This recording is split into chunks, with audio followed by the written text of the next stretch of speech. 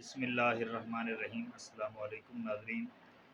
आज जुमतुल मुबारक है, रमज़ान शरीफ का पहला जुमा है और 8 तारीख़ है। कल सुप्रीम कोर्ट ऑफ पाकिस्तान में एक बड़े केस की समाअत हुई और उसके जब समाअत का एंड हुआ तो सुप्रीम कोर्ट ऑफ पाकिस्तान ने उस पे फ़ैसला दिया।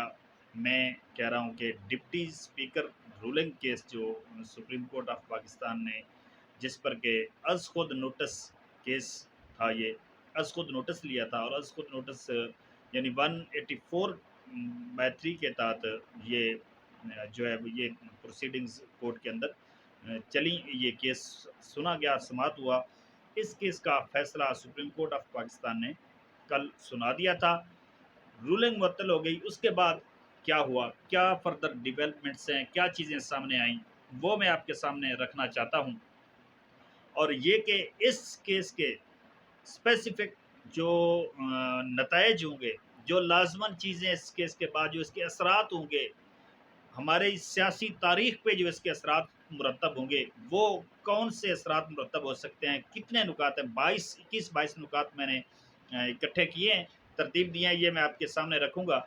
और उसके बाद मैं आपके सामने जो मैंने इस पे फ़ेसबुक पे एक पोस्ट लगाई थी, जिसमें मैंने ये कहा था कि ब्रेकिंग न्यूज़ है, बड़ी न्यूज़ है और ये मैंने कहा था कि आखिरी लम्हे के अंदर जो है वो जाके फ़ैसला तब्दील किया गया। ये मैंने क्यों कहा था, तो वो खबर जो है वो भी उसकी डिटेल्स जो हैं वो भी आपके सामने शेयर कर दूँगा। और अक्टूबर का प्लान क्या है? अक्टूबर प्लान की जो इस्लामाबाद के अंदर सियासी और सफारती और सहाफ़ती हलकों के अंदर जो बातें इस पे हो रही हैं, सॉरी, सियासी और सहाफ़ती हलकों के अंदर अक्टूबर प्लान पे जो बातें हो रही हैं, अक्टूबर प्लान क्या है, ये भी आपके सामने रखूँगा एंड पे जाके। सबसे पहले हम देख लेते हैं कि कौन-कौन से नुकात जो हैं, कौन-कौन से असरात इस केस से मुरतब होंगे, लाज़मी नताइज जो निकलेंगे, जो ये अपोज़िशन इसके बाद करेगी, वो चीज़ें आपके सामने रखने जा रहा हूँ। कोर्ट का फ़ैसला चाहे किसी भी बुनियाद पे आए, तकनीकी बुनियाद पे वैसे आया है, तकनीकी बुनियाद पे ये रूलिंग जो है ये रोल बैक की गई है। लेकिन किसी भी बुनियाद पे आए, उसे इम्प्लीमेंट होना होता है, उसे लागू होना होता है। कोर्ट के फ़ैसले का एहतराम लाज़िम है, किया जाता है, लेकिन कानून भी यही कहता है, अदालतें भी यही कहती हैं कि जब फ़ैसला सुना दिया जाए, तो उसके बाद उस पे बात हो सकती है। तो वो बात उसके असरात के लिहाज़ से जो बात हो सकती है, वो मैं आपके सामने रखने लगा हूँ। सबसे पहले तो सुप्रीम कोर्ट के इस हुक्मनामे के बाद, इस फैसले के बाद अपोजिशन जो करने जा रही है वो ये है कि ओवरसीज़ को जो वोट का हक दिया गया था, और ये याद रहे कि ये सुप्रीम कोर्ट ऑफ पाकिस्तान के एक फैसले के नतीजे में दिया गया था। उसके बाद नवाज़ शरीफ साहब की उस वक़्त हुकूमत थी, उन्होंने इस पे अमल दरामद नहीं किया था। जब खान साहब की हुकूमत आई, पीटीआई की जब हुकूमत आई तो उस पे अमल दरामद कर दिया गया। तो अब उसे उस कानून को रोल बैक किया जाएगा, क्योंकि अपोज़िशन के ये किसी तौर भी हक में नहीं है कि ओवरसीज़ को वोट का हक मिले।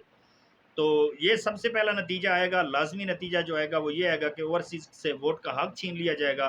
दूसरा जो नतीजा आएगा वो ये आएगा कि सुप्रीम कोर्ट ने साफ शफ़ाफ़ इलेक्शन जो की तरफ जाता हुआ जो पाकिस्तान था, उसको ब्रेक लगा दी है इस फैसले ने, क्योंकि अपोज़िशन जो है वो आके ईवीएम को ख़त्म कर देगी, और ईवीएम का कानून अगर ख़त्म हो जाता है तो फिर वही पुराना जो मैनुअल तरीके से वोट कास्ट होता था, वही जो है वो तरीका इंतखाब लौट आएगा, और उसके तहत फिर वही इल्ज़ामात की भरमार होगी।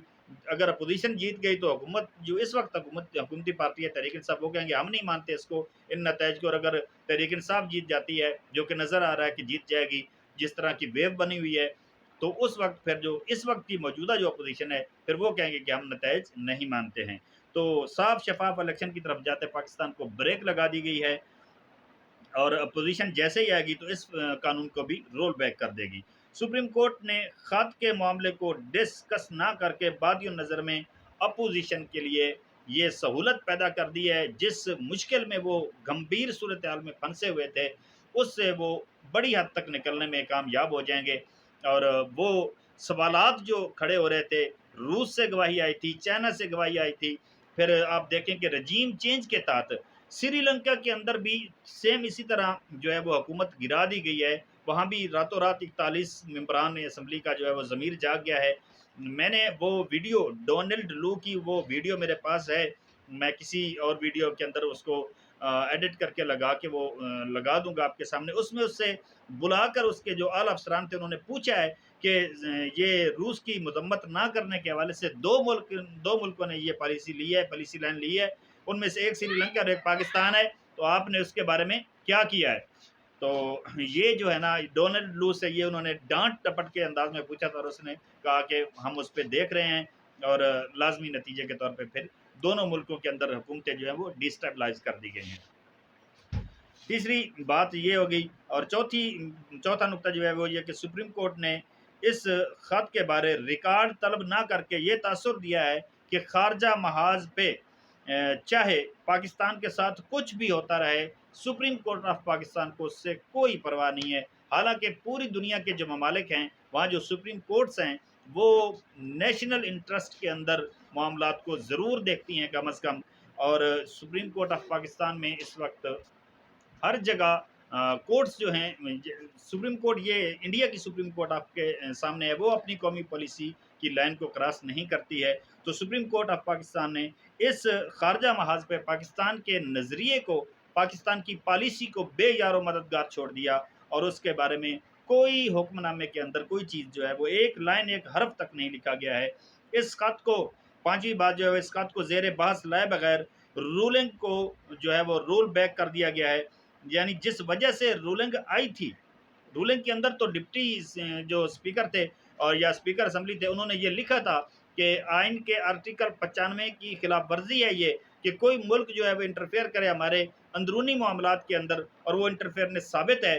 तो इसलिए क्योंकि उस पे काबीना की मीटिंग्स और मिनट्स मौजूद हैं, उस वो जो ख़त है उसके भी मिनट्स मौजूद हैं, जो वहाँ पे अमेरिका के अंदर जहाँ पे वो मिनट्स मीटिंग के लिखे गए थे, वो भी मौजूद हैं।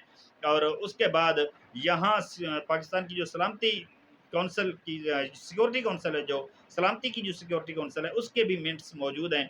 और उसके बाद पाकिस्तान की पार्लिमान की जो सलामती कमेटी है, उसके भी मिनट्स मौजूद हैं। तो इन सारी चीज़ों को, ये सारी चीज़ें स्पीकर असेंबली के सामने थीं, इसलिए उन्होंने रूलिंग दी। लेकिन सुप्रीम कोर्ट ऑफ पाकिस्तान ने इन सारी चीज़ों को सामने ना ला के, उनको साइड लाइन करके और उनको बाईपास करके, तो सुप्रीम कोर्ट ऑफ पाकिस्तान ने ये गोया के ये इस चीज़ को डिस्कस तक नहीं किया। तो सिर्फ तकनीकी बुनियाद के ऊपर, मैंने जैसा कि पहले कहा, सिर्फ तकनीकी बुनियाद के ऊपर ये फैसला दिया है।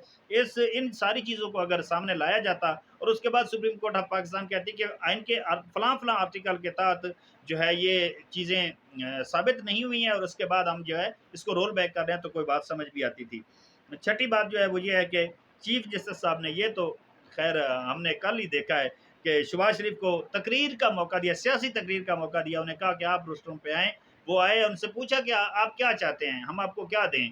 तो उसके बाद जो उन्होंने माँगा वो मेरे ख़्याल में उससे भी बढ़कर उन्हें जो है वो दे दिया गया। उसके बाद 7वीं चीज़ जो सामने आती है वो ये है कि सुप्रीम कोर्ट ने शहबाज शरीफ से कहा कि आप चाहते क्या हैं? तो ये मैं पहले भी कह चुका हूँ आपसे छठे पॉइंट के ज़िमनी उसमें कि शहबाज शरीफ साहब ने जो चाहा वो उन्हें मिल गया। 8वीं बात जो हमारे सामने आई वो ये थी कि बिलावल की मुस्कुराहटों तक की तारीफ़ें की गई। यानी सुप्रीम कोर्ट ऑफ पाकिस्तान के 5 मुअज़्ज़ज़ जज साहबान जो हैं, उनमें से उनका जो सुरखेल थे, जो उनको गाइड कर रहे थे, जो इस बेंच को लीड कर रहे थे, चीफ जस्टिस साहब, वो बिलावल की मुस्कुराहटों पे भी निसार नज़र आए। इससे पहले वैसे शेख रशीद साहब भी निसार नज़र आते हैं बिलावल की मुस्कुराहटों पे, लेकिन ये ऑन अ लेटर नोट है वैसे। 9वीं बात जो 9वां नुकता सामने आता है वो ये है कि क्या ये तस्लीम कर लिया गया है कि रजीम चेंज कोई इशू ही नहीं है, जब कोई ताकतवर मुल्क चाहेगा वो पाकिस्तान की हुकूमतों को गिरा देगा। गोया के रजीम चेंज के सामने हथियार फेंक दिए गए हैं और रजीम चेंज को कोई मसला और कोई इशू नहीं समझा गया है। 10वीं बात, 10वां नुकता जो है वो ये है कि फैसला और रिमार्क्स और ऑब्जर्वेशन जो हैं वो बिल्कुल एक दूसरे के उल्ट थी। इस पे जाके आगे भी हम बात करेंगे। फैसला कुछ आया है, उससे पहले ऑब्जर्वेशंस जब आ रही थी तो कुछ और आ रही थी। हत्ता कि मैंने जब शाम के टाइम में लाइव आया फेसबुक पे, मैंने उस वक्त ये कहा था कि ये इम्कानात हैं फैसले के। तो जब फैसला सुनाना शुरू किया गया, उस वक्त जब ये खबर आई कि चीफ इलेक्शन कमिश्नर जो है उसने कहा है कि हम इंतखाबात कराने के लिए तैयार हैं, और उसके बाद उन्होंने कहा कि कितने माह में आप ये सारा काम कर लेंगे? उन्होंने कहा 7 माह में चाहिए। तो इस पे भी आगे जाके बात करते हैं। तो उस वक़्त मोहम्मद ज़ुबैर ARY पे बैठे हुए थे, तो उस वक़्त मोहम्मद ज़ुबैर ने कहा कि लगता है सुप्रीम कोर्ट ने हमारे मौक़िफ़ को रद्द कर दिया और सुप्रीम कोर्ट ऑफ पाकिस्तान जो है वो नए इलेक्शन की तरफ लेके कौम को जाना चाह रही है। लेकिन ये सब कुछ ये इसका मतलब मैं ये साबित कर रहा हूँ कि नून लीग भी यही समझ रही थी कि हमें नए इलेक्शन की तरफ लेके जाया जा रहा है, लेकिन 180 के ज़ाविये से जो है वो टर्न लिया गया और फैसला जो है वो कुछ का कुछ आ गया। रिमार्क्स कुछ थे, ऑब्जर्वेशंस कुछ थी और फैसला कुछ और आया। 11वीं चीज़ जो सामने है वो ये है कि इलेक्शन कमिश्नर से भाई चीफ इलेक्शन कमिश्नर से ये बयान किसने दिलवाया? उन्हें बुलाया गया, क्यों बुलाया गया? क्योंकि उनका तो बराह रास्त इस केस से कोई ताल्लुक नहीं था।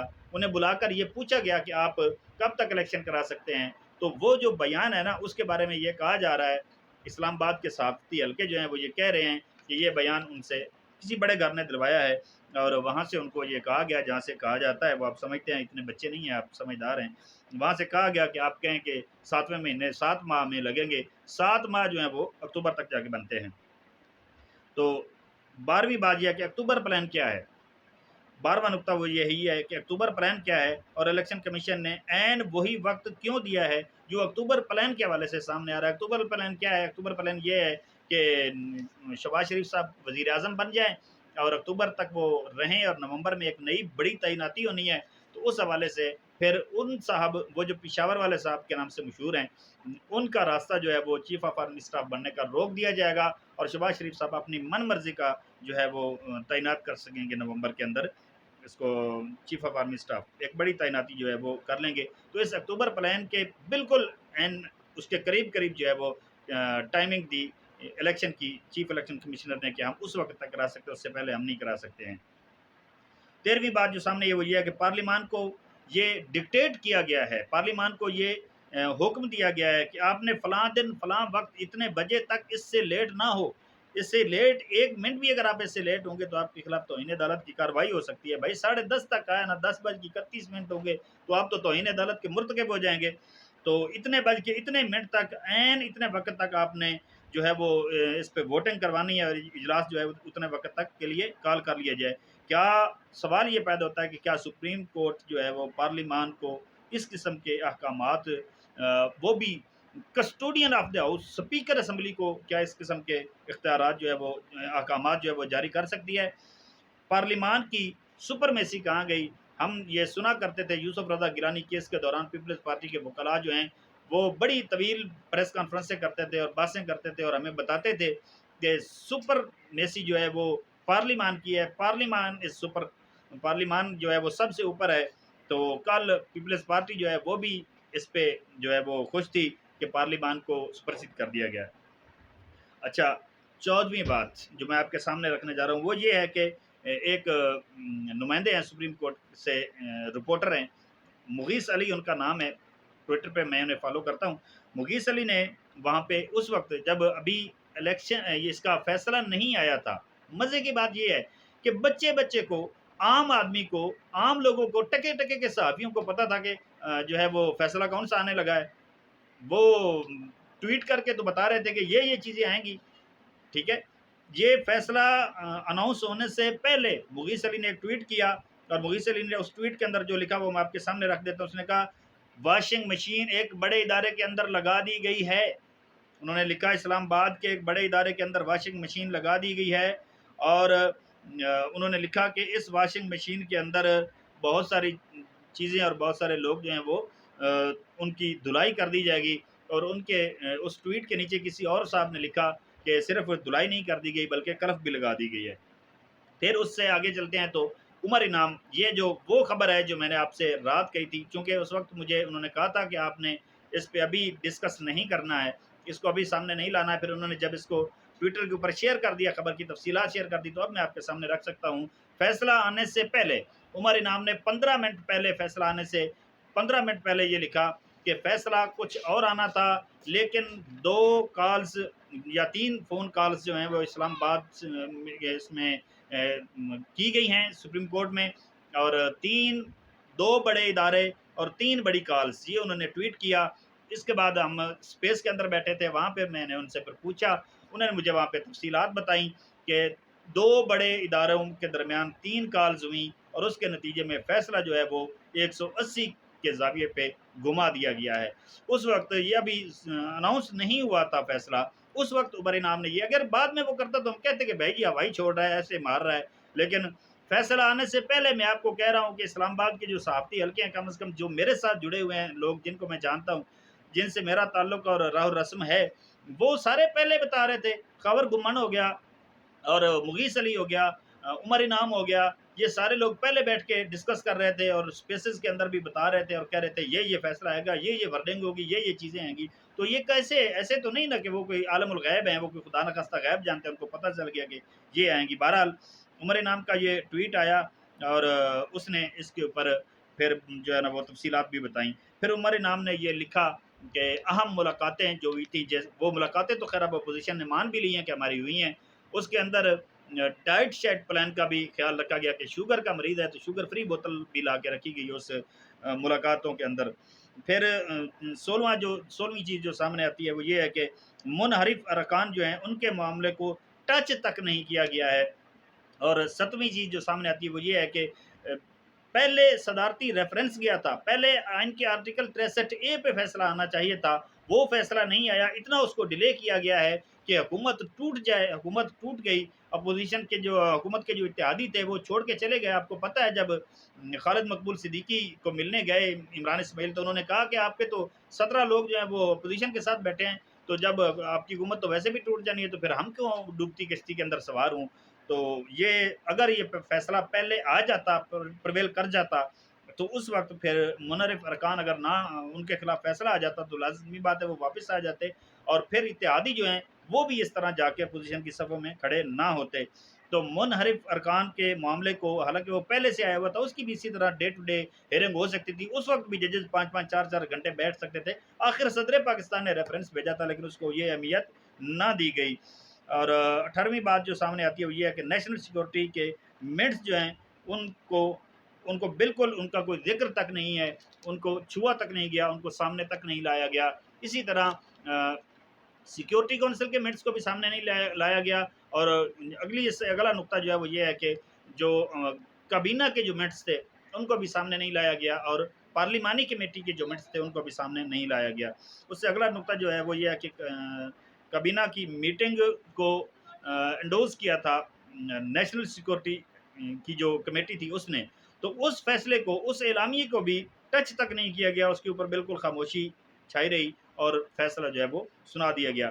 पार्लिमान की जो सलामती कमेटी थी, उसके अंदर जो इस आखिरी जो नुकता मैं आपके सामने रख रहा हूँ वो ये है कि पार्लिमान की जो सलामती कमेटी थी, उसके अंदर शहबाज शरीफ साहब को बुलाया गया। वही शहबाज शरीफ जो रात के 1-1, 2-2, 3-3 बजे जाके मुलाकातें कर रहे थे हुकूमत गिराने के लिए, उन्होंने कहा कि और फिर उन्होंने खुद ये बात कही कि मैंने जब चेक किया तो अपोजिशन के दूसरे रहनुमाओं को दावत नहीं थी, तो फिर मैं भी नहीं गया हूँ। तो यानी कि तुम्हें बुलाया गया था बतौर लीडर ऑफ द अपोजिशन, तो तुम क्यों नहीं गए भाई? तुम जाके पार्लियामेंट की कमेटी की कार्रवाई का हिस्सा बनते। तुम्हें पता था ना कि हम इस साजिश का, इस कंट्रोवर्सी का हिस्सा हैं, तो इसलिए तुम नहीं गए हो। तो सुप्रीम कोर्ट ऑफ पाकिस्तान ने इस पे भी मुकम्मल खामोशी इख्तियार की और जो है वो पार्लियामेंट के अंदर हुकूमत को, वज़ीर-ए-आज़म को, स्पीकर को, डिप्टी स्पीकर को बाँध के तो मुनहरिफ अरकान ज़मीर फ़रोशों के सामने फेंक दिया गया और फ्लोर क्रॉसिंग करने वालों के सामने फेंक दिया गया। उन्हें कहा गया कि ये इनके हाथ-पाँव हमने बाँध दिए हैं, इनको अब ये इनकी मुश्कें हमने कस दी हैं, तो अब जो जैसा तुम्हारा जी चाहे तुम इनके साथ सलूक करो।